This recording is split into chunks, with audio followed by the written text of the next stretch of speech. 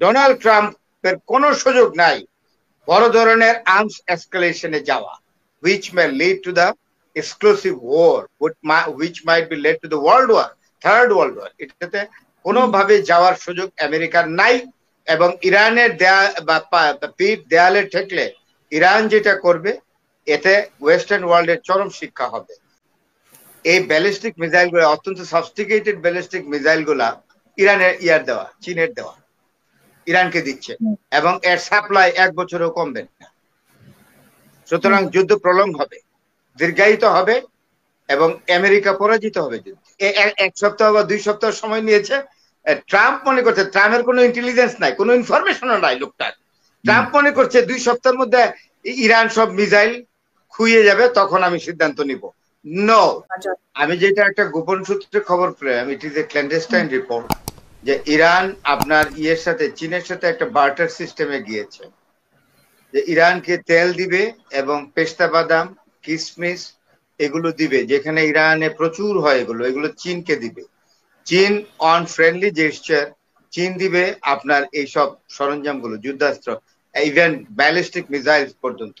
আপনার এই যে মিঠু ভাই যেটা উল্লেখ করলেন, যে ফাত্তা 1 এন্ড ফাত্তা 2, যেটা সুপার কি বলে, সুপার হাইপারসোনিক, এগুলা মানে আপনার কয়েক সেকেন্ড লাগে মাত্র, আপনার 120, 22 বা 150 সেকেন্ডের মধ্যে আপনার পৃথিবীর মানে অনেক দূরে গিয়ে আঘাত করতে পারে। এবং সবচেয়ে বড় কথা, দৃষ্টি আপনি দেখবেন না, দৃষ্টিকে ফাঁকি দিয়ে যাবে। এগুলো কিন্তু ইরান চার্জ করছে।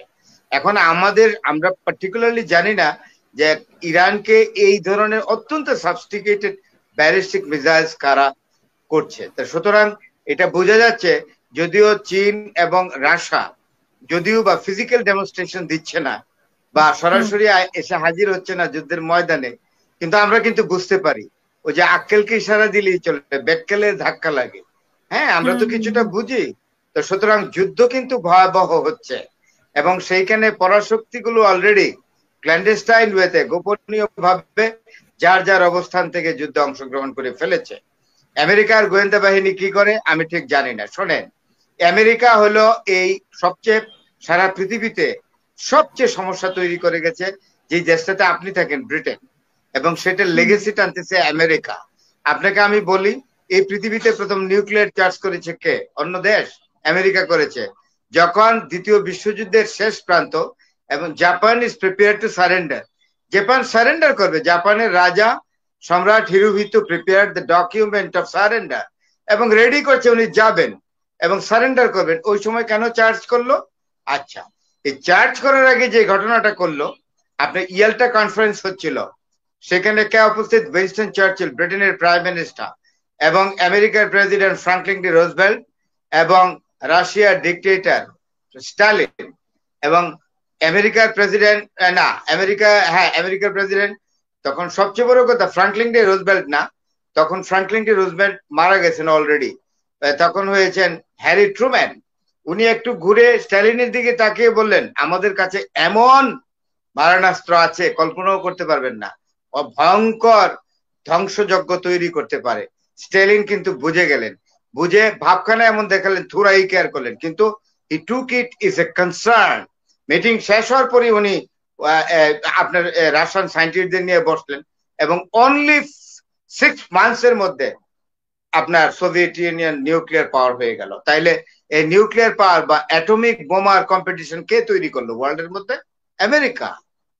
সুতরাং আমি যেটা মনে করি, আমেরিকা আর প্রেসিডেন্ট ডোনাল্ড ট্রাম্পের সুমতি দেওয়া হোক, যেহেতু উনি ব্যবসায়ী মানুষ, ওনার ব্যবসা বাণিজ্য সব লাটে উঠবে। আপনি বলেন না যে ইরানকে এমন বিমান সাপ্লাই করার লোক আছে যেটা অনেক দূর পর্যন্ত গিয়ে আমেরিকার হার্টে গিয়ে নিউক্লিয়ার চার্জ করে দিয়ে আসতে পারে। সুতরাং ডোনাল্ড ট্রাম্পের কোনো সুযোগ নাই বড় ধরনের আর্মস এসকালেশনে যাওয়া, which may lead to the exclusive war, which might be led to the world war, third world war. এটাতে কোনোভাবে যাওয়ার সুযোগ আমেরিকার নাই, এবং ইরানের পিঠ দেয়ালে ঠেকলে ইরান যেটা করবে এতে ওয়েস্টার্ন ওয়ার্ল্ডের চরম শিক্ষা হবে। সুতরাং আমি যেটা মনে করি যে আমেরিকাকে সুমতি দেওয়া হোক, ডোনাল্ড ট্রাম্প নেতানিয়াহুর কথা না শুনুক, নেতানিয়াহুকে রেড টেলিফোনে একটা ধমক দিয়ে বসিয়ে দেওয়া হোক যে এনাফ ইজ এনাফ, আর ইরানকে নিউক্লিয়ার বোমা বানানোর সুযোগ দেওয়া হোক। আমি মনে করি Iran has got every right exactly to manufacture and produce nuclear bomb in order to make a self-determination and self-defense. ধন্যবাদ। অনেক ধন্যবাদ। আমাদের দর্শকরা একটু প্রশ্ন করছে, চায়না কি প্রতিরক্ষা এয়ার মিসাইল পাঠাচ্ছে নাকি ইসরায়েল হামলা করার মতো মিসাইল পাঠাচ্ছে, বিষয়টা ফরাদ স্যার ক্লিয়ার করতে বলেছেন। আমি কি উত্তরটা দিব? হ্যাঁ প্লিজ। আমার যেটা মনে হচ্ছে, এই যে ইরান নাম দিয়েছে ফাত্তা 1 ফাত্তা 2, আমার যেটা ধারণা এই ব্যালিস্টিক মিসাইল গুলা অত্যন্ত সফিস্টিকেটেড ব্যালিস্টিক মিসাইল গুলা ইরানের দেওয়া, চীনের দেওয়া, ইরানকে দিচ্ছে, এবং এর সাপ্লাই 1 বছরও কমবে না। সুতরাং যুদ্ধ প্রলং হবে, দীর্ঘায়িত হবে, এবং আমেরিকা পরাজিত হবে যুদ্ধে। জি, আমি মিঠু ভাই আপনার কাছে যে 15 দিন কেন সময় চাইলে, যদি আপনি আলোচনা করেছেন শেষ করবেন আপনি শেষ বক্তব্য এটা দিয়ে। 1 মিনিট মিঠু ভাইয়ের উত্তরটা, মিঠু ভাই যেটা বলেন এটার ইঙ্গিত করি। ওই 1 সপ্তাহ বা 2 সপ্তাহ সময় নিয়েছে। ট্রাম্প মনে করছে ট্রাম্পের কোনো ইন্টেলিজেন্স নাই, কোনো ইনফরমেশনও নাই লোকটার। ট্রাম্প মনে করছে 2 সপ্তাহের মধ্যে ইরান সব মিসাইল খুইয়ে যাবে, তখন আমি সিদ্ধান্ত নিব। নো, লাস্ট বার্নি স্যান্ডার্স, ওনার বয়স 82, উনি আমেরিকান সেনেটরদের মধ্যে সবচেয়ে জ্যেষ্ঠ বয়সী এবং অত্যন্ত অভিজ্ঞ এবং নিরপেক্ষ। He is neither Democrat or not Republican, একদম ইম্পার্শিয়াল, নিরপেক্ষ একজন সেনেটর। উনি একজন ইহুদি।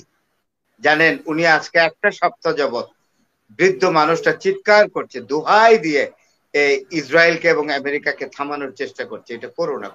উনি কিন্তু একজন ইহুদি, উনি নিজে বলেছে আই এম এ জু।